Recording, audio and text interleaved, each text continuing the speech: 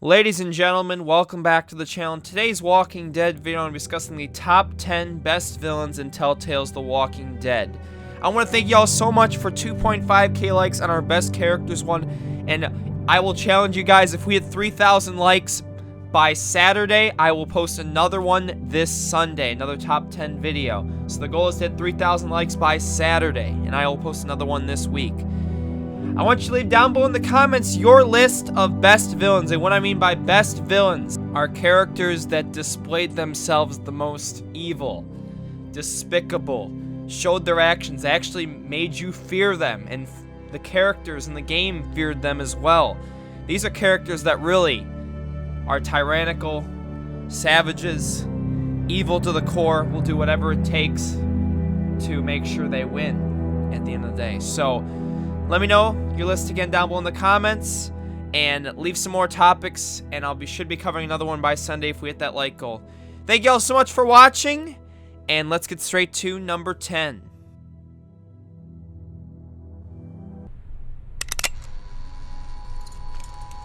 Who are you? At my number 10 spot, a surprise maybe to some, I picked Vernon from Season 1, Episode 4, and he doesn't appear in Episode 5, but he does some actions in Episode 5. So why do I have Vernon on this list? Personally, to me, seemed like a nice guy at the start.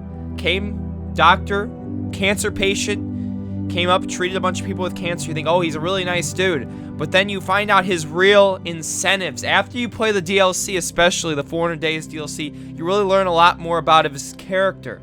Now, personally, what you find out is that Vernon had an obsession with the boat. You could say Kenny has an obsession with the boat, but Vernon's main objective was that boat. Once he found out that Lee in the original group had the boat, his entire emphasis turned from, oh, I gotta help these people with cancer, to, oh, I gotta get the fuck out of here and abandon everybody and, you know, say screw you all, I'm going to get my damn boat. And you find out he's the one that actually orchestrates the plan to whoever's left, you know, after Lee gets bitten and they decide to go back to go find Vernon, because I think Vernon's the stranger in this instant. They find out that Vernon and the cancer survivor group come up and beat the crap out of whoever's there and take the boat for themselves. But then in the 400 Days DLC, you end up learning that Vernon ended up taking the boat by himself from the rest of the cancer survivor group and left. And as one of the 400 Days characters said, he was only in it for the boat. Very tyrannical and evil, selfish in this way, and that's why I have him on this list. Let's move on to our next character. Talking to you after what your brother... Shit, Randall! Fuck you! You want another one? Randall.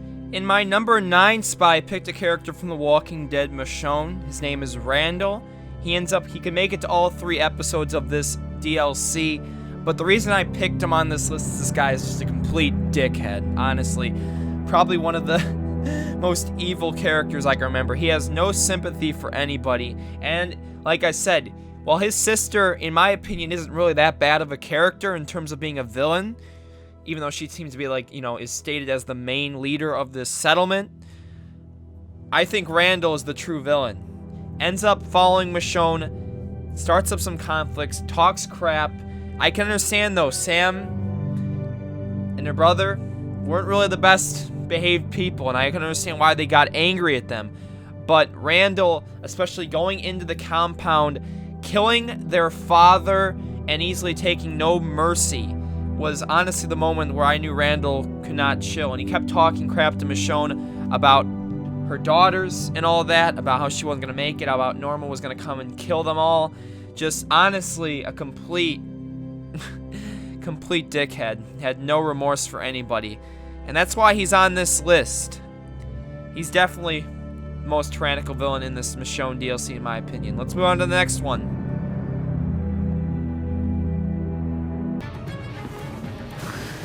Fucking Garcias. At my number 8 spot, I picked Badger from The Walking Dead: A New Frontier. Just like Randall, another character that I noticed showed no sympathy. One of the main conspirators around Jones' plan to raid other settlements. A liar, pathological killer, kills Mariana, shows no sympathy ever for killing her. Talking about how he would light a gas can down Javier's throat if he had the opportunity to. Just a character, in my opinion, that had no morals whatsoever and didn't care, was trying to do whatever it takes to make sure Joan and this new frontier, you know, tyrannical reign of terror stayed alive. And that's why he's on this list. Let's move on to number 7. Don't last long. At number 7, I picked Joan from The Walking Dead: A New Frontier. She was the mastermind behind the entire conflict in Season 3. She was the one that ordered the raids. She lied about it, tried to pin it on David. True villainy at its finest. And she was going to hang David for something he had never committed, and then ends up killing Tripp or Ava, which is completely irrational because they never really tried to really do anything. I mean, they tried to overthrow, I can understand that, but killing them was completely unnecessary. What I liked is that Clint had the suggestion, let's just kick them out and move on from this. That's what I would have loved to have seen, but Joan wasn't okay with that. No matter what, she was going to lay her finger and arm down, and she wasn't going to stand for this crap. And it's unfortunate. That's why, really, she's the main villain of the Season 3. She's the main antagonist. And I really would have hoped if we had kept her alive and, you know, determinately, that we could have seen her again. But, you know, we know how Season 3 was. Let's move on to our next spot.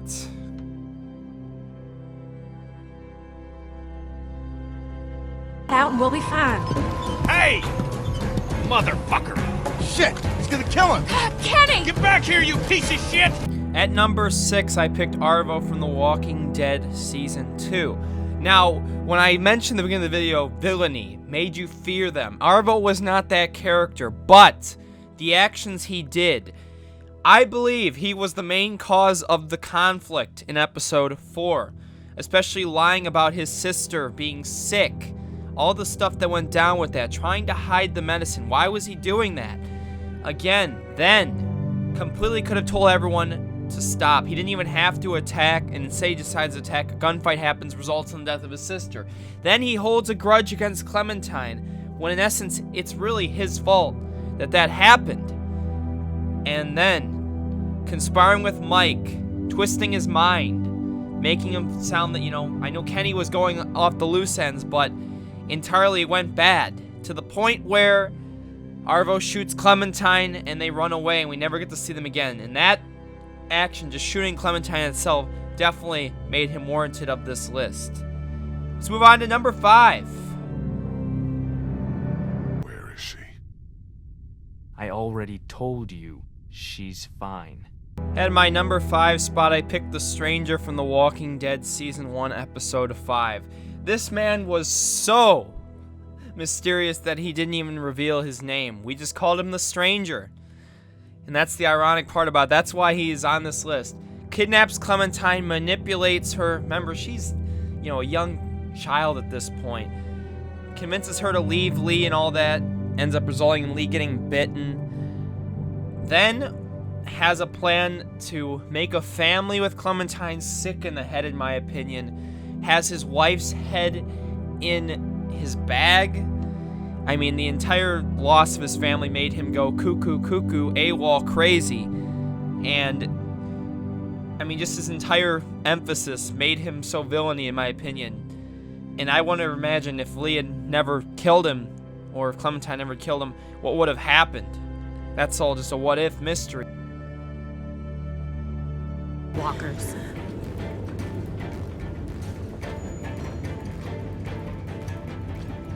Must have thought you were clever leading those walkers here.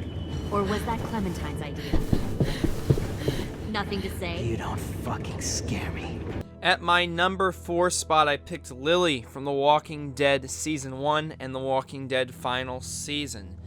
Now, originally, Lilly in Season 1, you can never classify her truly as a villain. She had her villainous ways, but at the end, the stuff that happened with Carly/Doug, that definitely made her a little more villainy. She was a little cuckoo, AWOL crazy, but especially when she came into the final season as the main antagonist, main villain. The stuff she did in the final season completely, in my opinion, changed her scale. She was never like this in Season 1. She would never want to kidnap children. She was technically kind of friends with Clementine in season 1, and now she had no problem trying to kill Clementine, killed Mitch, attacked them when it really wasn't even necessary, cut Lewis's tongue out potentially, which really, that's just true villainy at its finest.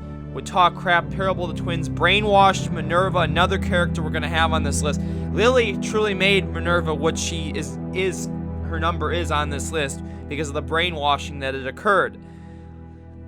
Honestly, and then at the end, the true villainy, in my opinion, if you kept her alive, she will abandon her group, just like in good old Lily style. She does not care if they die. She's like, I just gotta survive for myself. True selfish motives, but definitely a worthy character of being in the top 5. So let's move on to our number 3. You're eating human meat. That's crazy. What the hell? Ridiculous. Scaring the kids, Lee. At number 3, I picked a group of characters, probably the most disgusting, in my opinion, in this entire series, are the St. John cannibals from episode 2 of season 1. In the beginning, they really seemed nice. You really didn't have that impression, but as you got further along in the episode, you found out that these people were not what they seemed. And in rural Georgia, you were taught to not waste, and they end up taking strangers in the middle of nowhere, feeding them, making them think they're nice, and then ending up the ones that are gonna die, they end up killing them and eating them as human meat. Mark, unfortunately, was one of those people. I liked Mark as a character, and literally Larry's face there you just saw is my reaction.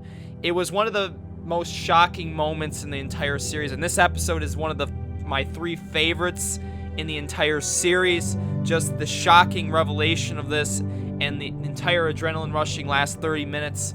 I mean, the St. Johns were insane, and true villainy at its finest. In the apocalypse, eating human meat. Crazy. Let's move on to number 2. Not to land too hard. Never mind the storm. Never mind the blood-red moon. The night will be over soon. Minnie? At my number 2 spot, I picked Minerva from The Walking Dead, the final season. Now, how could you pick her over Lily? I never would have thought in my wildest imaginations that after episode 3 that I would have taken Minerva over Lily in a top villains list.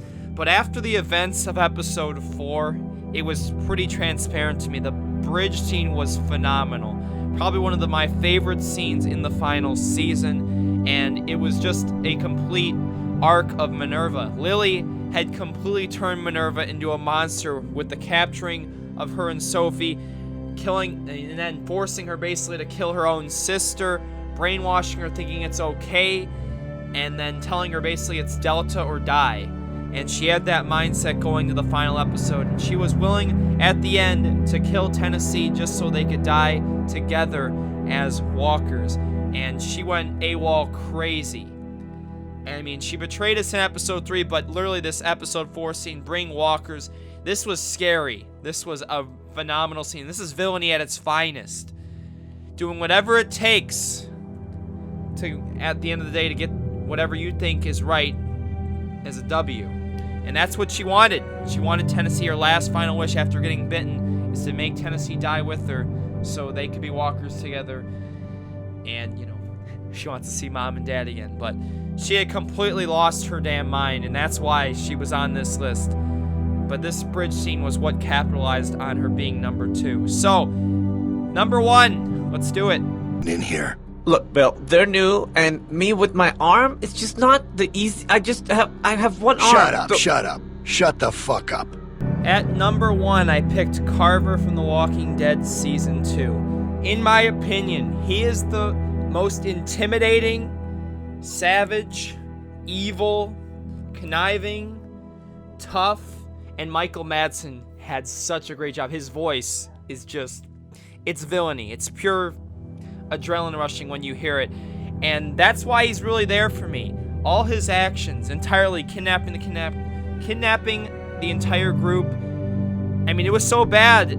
His leadership was so evil that they tried to escape not once, but twice from Carver. And you could see in the actions with Reggie, how he treated his employees. He was just, he wanted a sanctuary, but his leadership methods were completely cruel. And he had no problem killing anybody if it meant getting everyone back, especially since he thought, you know, AJ was his child. And he really didn't like Alvin. You could tell, beating Alvin to a pulp. And then the scene with Reggie throwing him off the roof over a misunderstanding. I think it was mainly Sarah's fault. But Carver was that one villain that I could say The Walking Dead had that really stood out to me. That he was the villain that really I was fearful of. Alright everyone, that has been my top 10 best villains of The Walking Dead, the Telltale series. If you enjoyed this video, if you made it this far, make sure you subscribe and smack a like. Remember, 3,000 likes by Saturday. I'll do another one this week. And I want to thank y'all so much for watching, and we will catch y'all for the next Walking Dead video sometime this week. Peace and love, everybody. Namaste.